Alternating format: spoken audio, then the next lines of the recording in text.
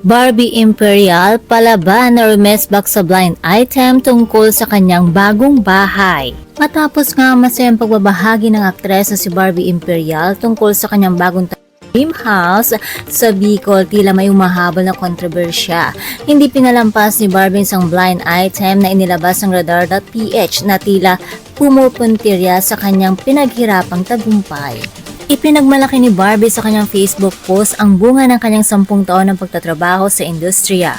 Ibinahagi niya mga larawan ng Solmera ng kanyang organic sanctuary na matatagpuan sa Legazpi City, Albay. Ayon sa aktres, ito ay produkto ng kanyang puyat, pagod at walang sawang pagsisikap para mabigyan ng maayos na buhay ang kanyang pamilya. Ngunit sa gitna ng kanyang selebrasyon, naglabas ang Radar.ph ng isang blind item tungkol sa isang lovely celebrity. Ayon sa ulat, duda ang ilang informants kung kaya ba talagang pondohan ng aktres ang naturang mamahaling property. May mga naging bulong-bulungan pa na ang nasabing bahay ay token of affection, umano mula sa isang powerful unmarried influential lover. Kaya naman nang mabasa ito ni Barbie, abay palaban ang lola nyo. Sa kanyang direktang komento, mariin niyang itinanggi ang mga paratang. Ayon kay Barbie, "This is so obvious, it's about me.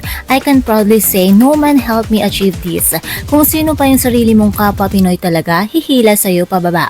Makagawa ka lang ng kwento. Bye." Binigyang diin ng aktres na walang lalaking tumulong sa kanya para maabot ang kanyang mga pangarap at nadismaya sa tila crab mentality ng ilang netizens. Ang isyong ito ay pumutok matapos ang konfirmasyon ng tunay na estado ng relasyon nila ni Richard Gutierrez. Matatanda naging usap-usapan din ng dalawa dahil sa kanilang madalas na pagsasama sa mga bakasyon. At sa kabila ng mga intriga, mukhang mas lalong magiging busy ang aktres dahil kasama rin siya ni Richard sa inaabangang action series na Blood vs. Beauty.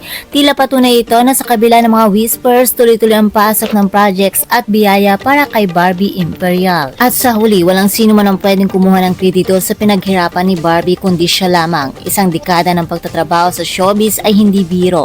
At ang kanyang bagong bahay ay simbolo ng kanyang pagmamahal sa pamilya at dedikasyon sa trabaho. Ay magsilbing inspiration si Barbie sa lahat ng kabataang nangangarap. Nasa gitna ng mga negatibong ingay, ang iyong tagumpay ang pinakamagandang sagot.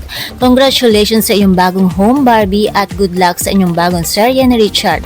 Stay happy, stay inspired, and keep shining. And that's all for mga chika Doras. For more showbiz update, please don't forget to like, share, and subscribe my channel. Thank you for watching.